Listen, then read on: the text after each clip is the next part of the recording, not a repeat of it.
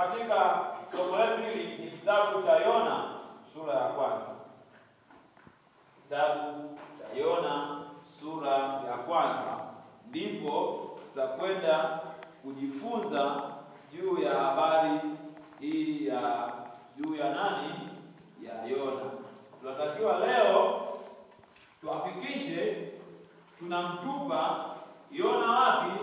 Baharini. Na kila mmoja avae roho ya ukatili, avae roho ya ujasiri, avae roho ya kujitosa, amtupe Yona baharini, kama tutataka tujinusuru maisha yetu.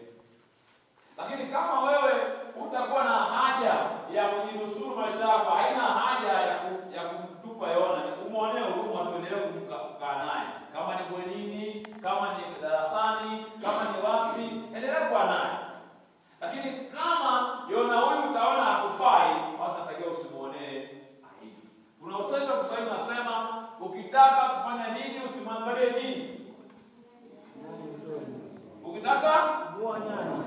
Ukitaka kumua nyani usimwangalie usoni. Maana yake usiwe na nini? Na huruma. Si ndio hivyo? Wasema wengine wanasema kama ukicheka na nini utafanya nini? Ukicheka na nyani utavuna? Sasa ni lazima uamue kuchukua nini? Hatua. Bwana Yesu asifiwe. Hapo ni kwenye utangulizi. Naanza sasa sura ya kwanza. Kwa hiyo kitabu chetu kikuu ambacho kitatuongoza ni Yona sura ya kwanza.